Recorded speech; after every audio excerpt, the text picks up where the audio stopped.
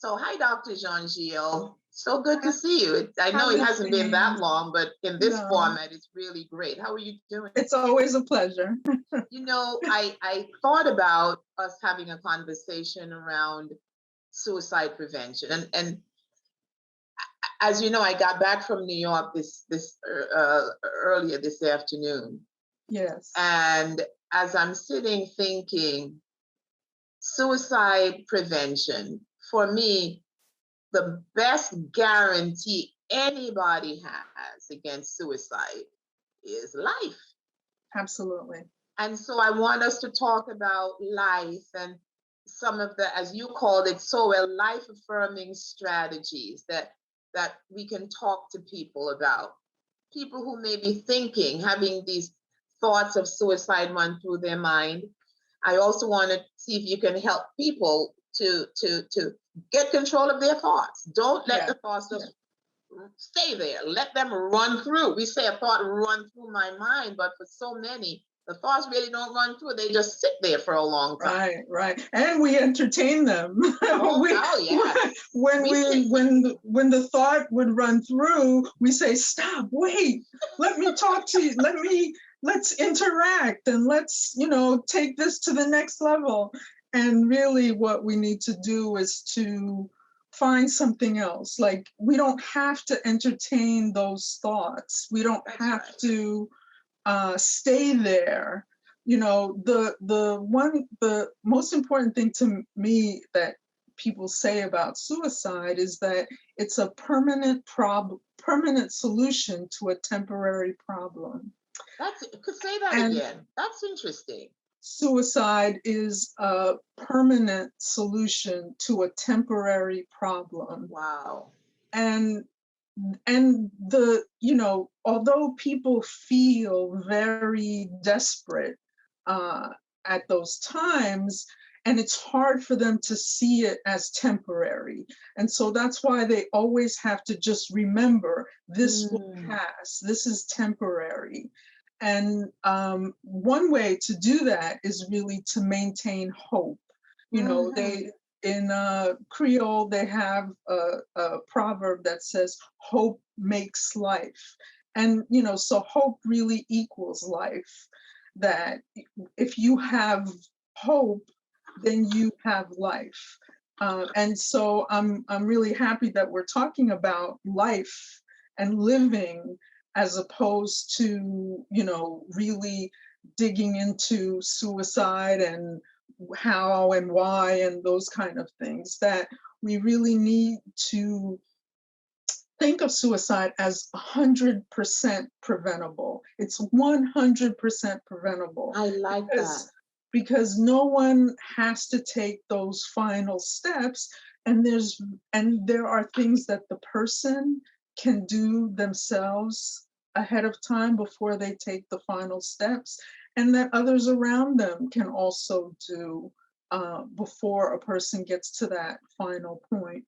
um, the two things that have to happen for the person to take the final step is they have to have the idea as well as a plan and a means to do it. Mhm. And so both of those factors can be interrupted.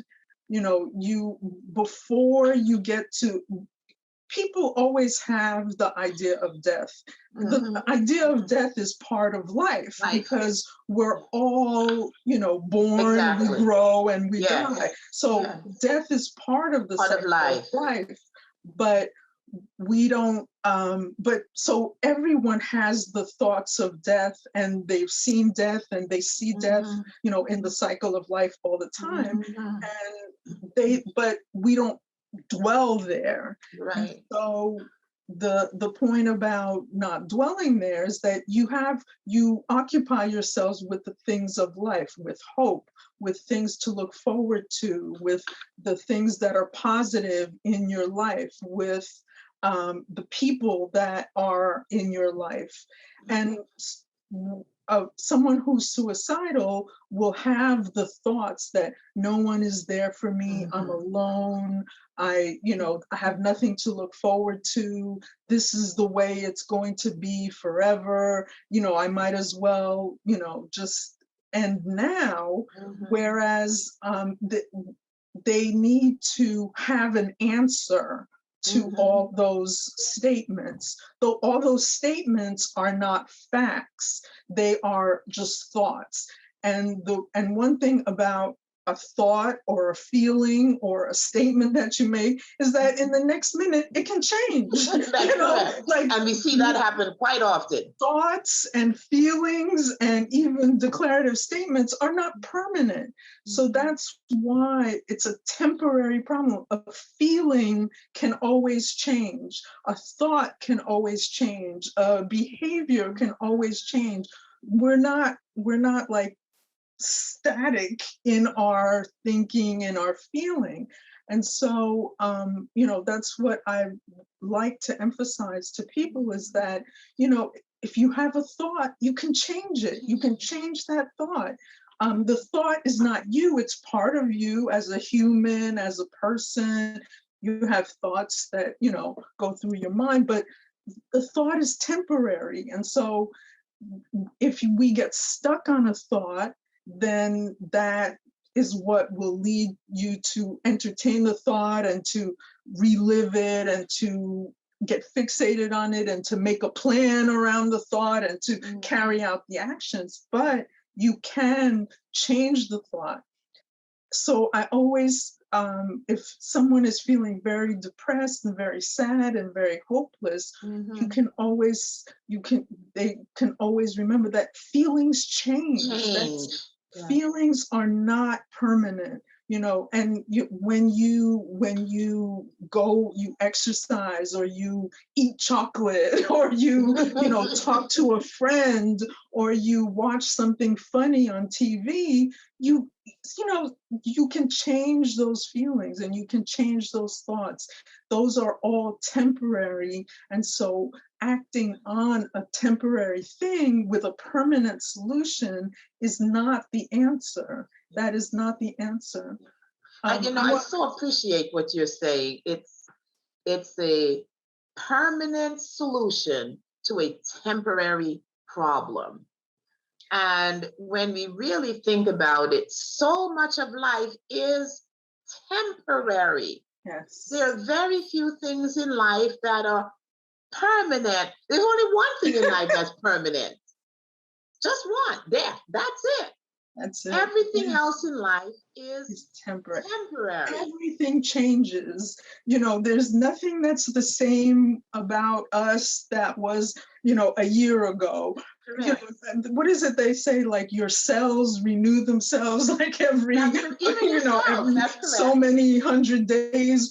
All your cells are new, and and the things that you went through before, you may be stuck in a pattern of repeating the same kinds of behaviors, but you can break out of that. You can choose to do something else, something different.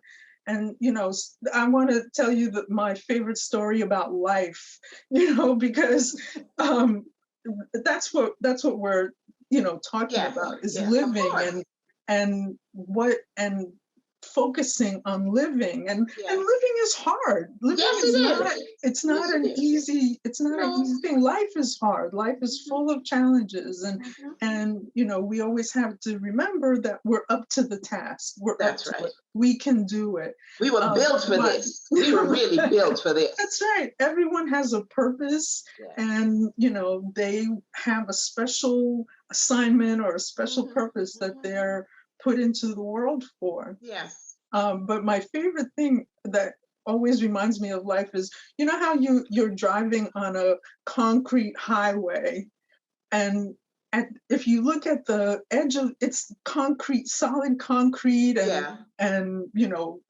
roadway and everything. There's not a tree anywhere in sight.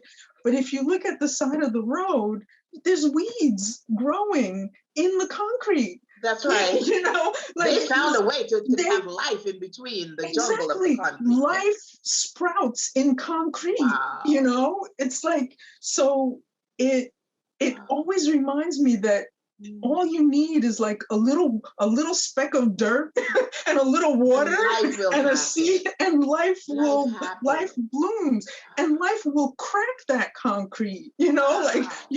if you have a tree growing there, it's going to crack that concrete, you know. So life is much more powerful than concrete, than death, than That's something that's amazing. not living, you know. Because and so we have opportunities to seize that power, and Wow.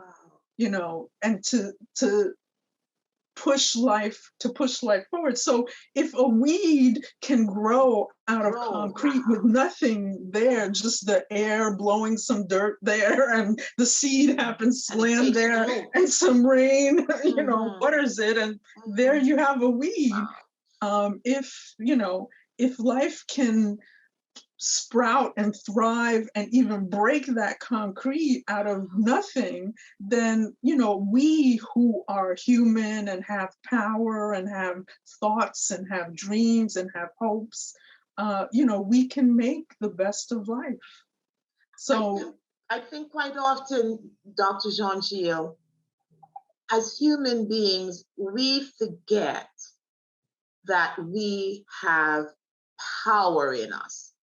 I yes. often like to think of, I wake up in the morning and I said, where's my power source? And someone says, you have power. Where does our power come? What is the source of our power? And I often think of a cell phone. When our cell phone loses its charge, as we put it, what happens? It dies. And how do we revive it? We plug it in. We plug it into something. We plug it into a source of life. Mhm. Yes. How do if we could recognize and understand Veronica, what is your source of life? And plug into that every time you begin to feel like you're wilting. How powerful is that? Because we all have Absolutely. a source that we can plug into, just as we do with the cell phone. Yes, absolutely. And I think it's important for people to find that source as they're growing and Yes. developing. So, you know, sometimes we pass on our values to children, you know, because we know that it's important for them to have an understanding of Mhm. what life is about, like what's their goal, what are their goals, what are their Mhm. passions, what's their What's their design. design? What are they Yes. designed to do? Yes, what are they good at, what, you That's know, what right. do they struggle with, etc. Mhm. So as adults we pass on our values to children, but our values develop, you know, as we mature as well. And so, you know, starting from very young, we we define what is the meaning of all this. You know, we try Mhm. to find Mhm. meaning, we try to understand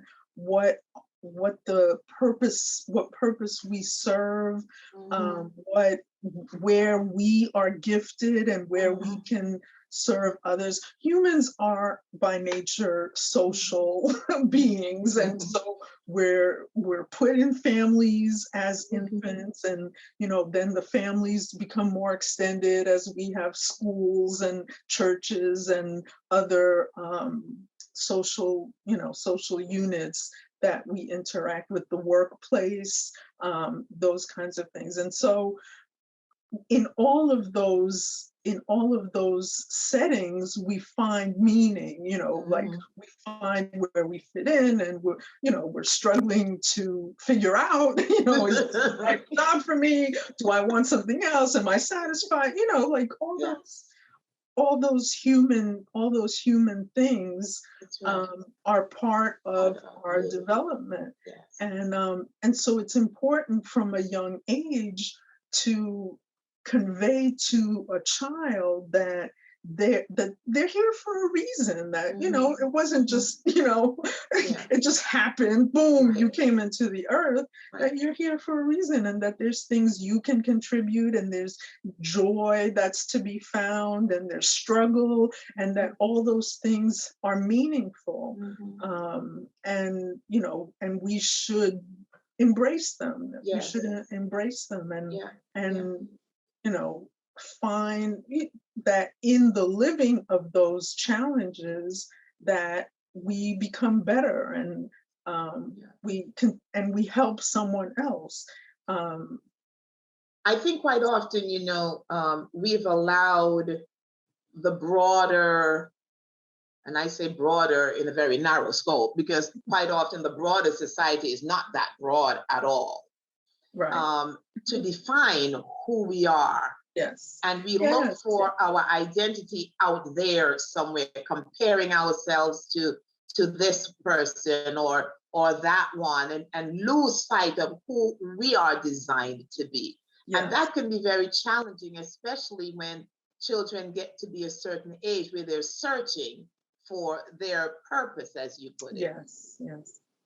Yeah, the search for identity is really a crucial one, and I think many times people can have feelings of desperation and hopelessness Yes. around that search.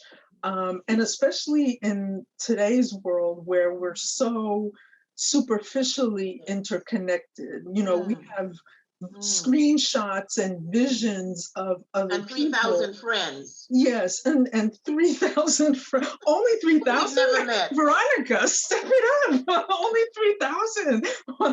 Sorry, I'm still Yes. behind.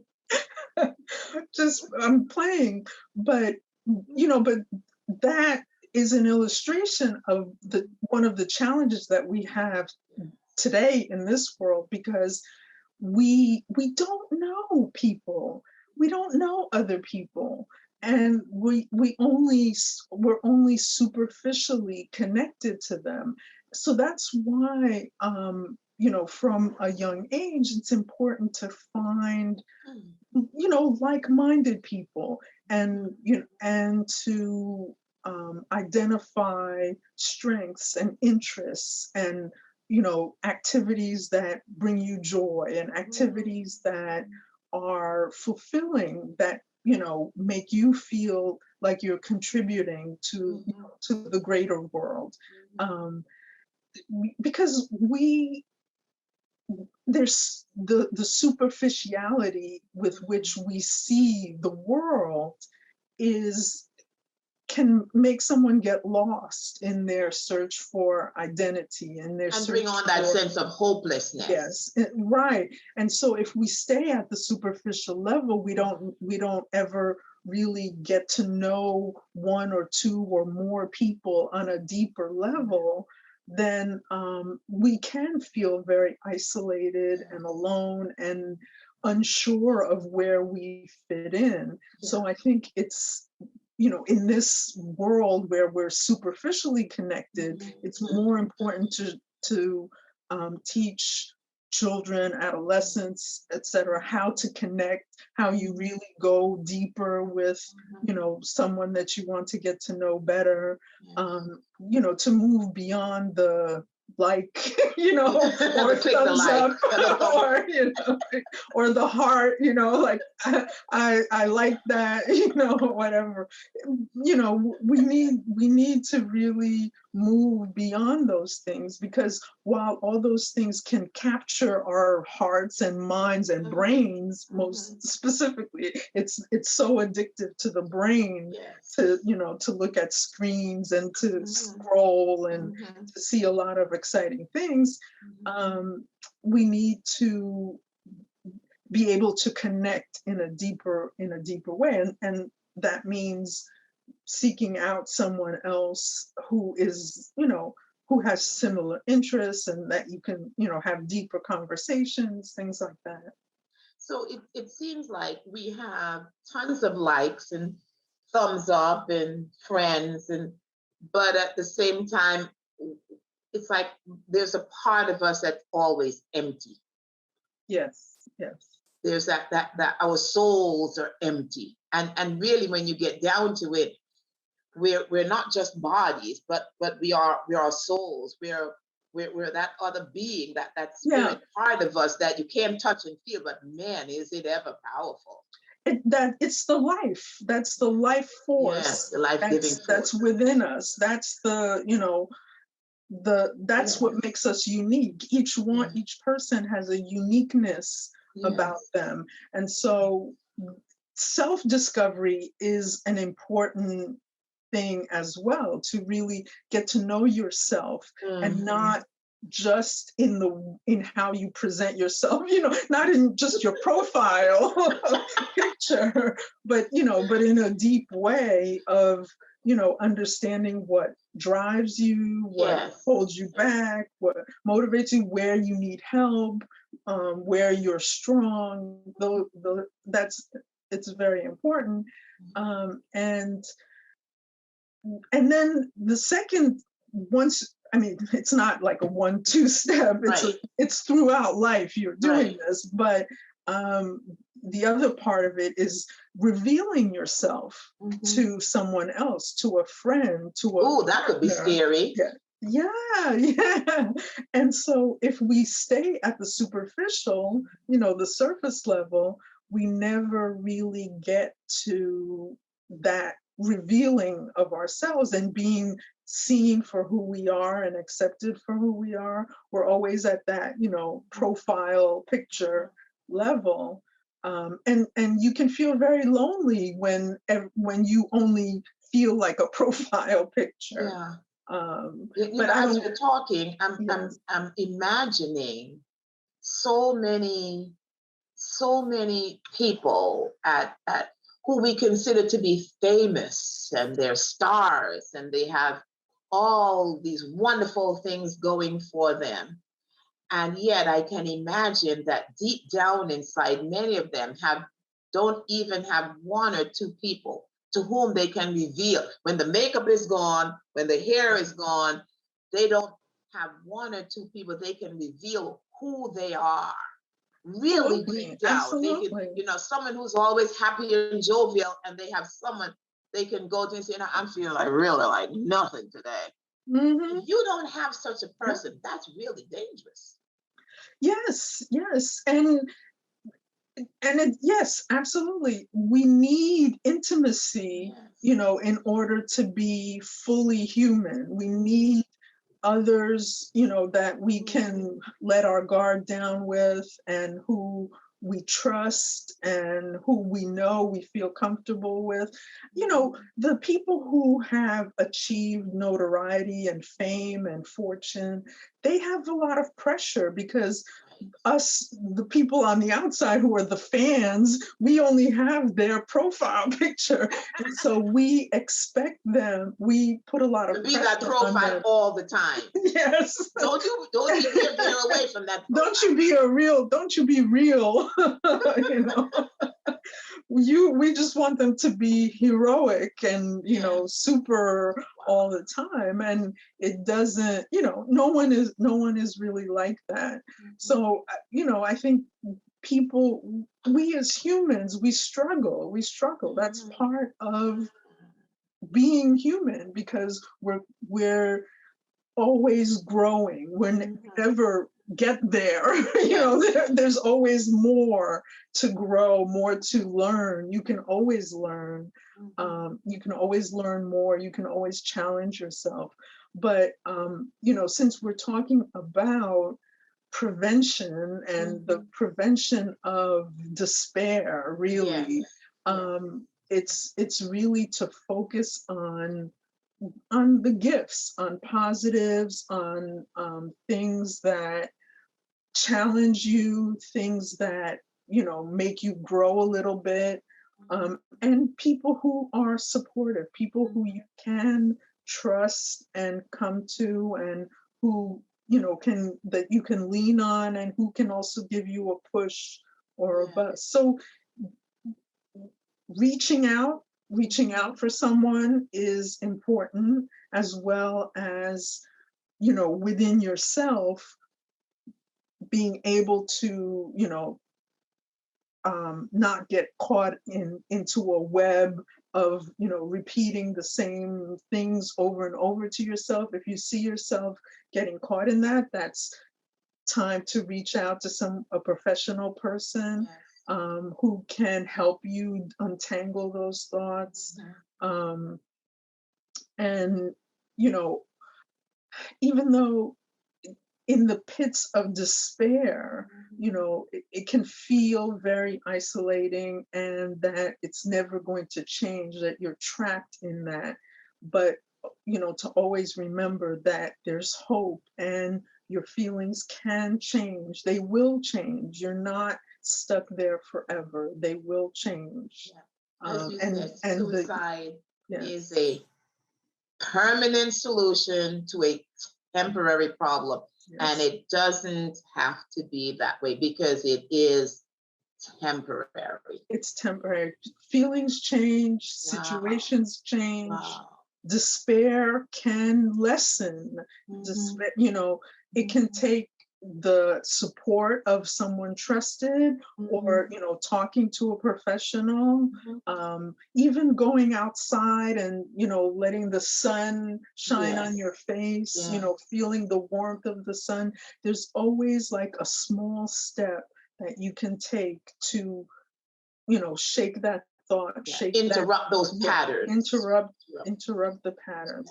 And if you see yourself taking the steps and looking for lethal means and those kind of things, there's help out there. I know you wanted to highlight the suicide prevention line. Absolutely. Go ahead.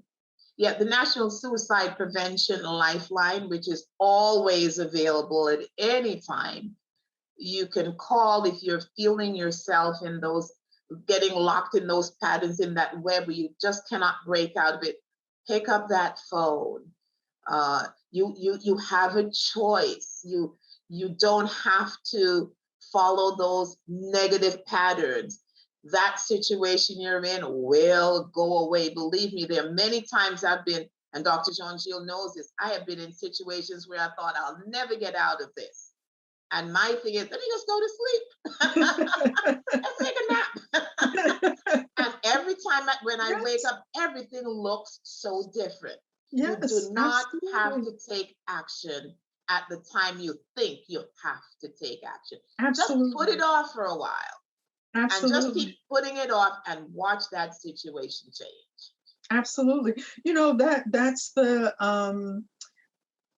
that's the key, is just to do make a little step, take a nap, drink some water. When you're dehydrated, you have, you're not thinking straight. When you're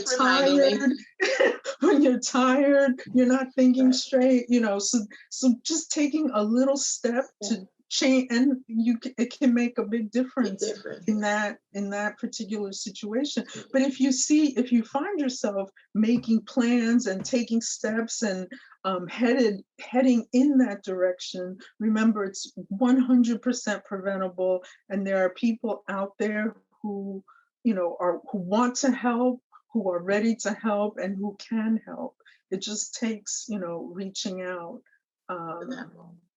for that help and that hope. Thank you so very, very much, Dr. Jean-Gilles. This was such eye-opening for me. So eye-opening for me that suicide, it's a permanent solution to a temporary problem. Let's not make that solution permanent. Yes. Don't do it. Everything in life changes. Everything changes. And you can take the steps to change it for the better. Yeah, you do have the power. We have the power to look at the last year. Look at the changes we've all had to make in the last 18 months. Yes. There have been many changes that we've made without even realizing that we made them. But we made them. Yes. And and we're the better for it. Yes, we are. We've learned a lot of things. We've suffered a lot. But we're, you know, we're the better for it. Metaphor. And Great. you know, so you always have to think there's always something you can learn from every situation, even the hardest situation. Sometimes it's not until afterwards you can look back and say, oh yeah, okay. Oh, now I realize that, whatever it is. But And then you would be happy you did not make that move. You didn't yes, take that step, yes, because now you've come out on the other side. There is another side. yes, yes. Appreciate it. Dr. Jean-Gilles, thank you so very My much for your pleasure. time Always and a for your pleasure talking wisdom. with you. Always, always a pleasure, always enlightening. Have a great evening. You too. Thank Bye-bye. you. Bye-bye.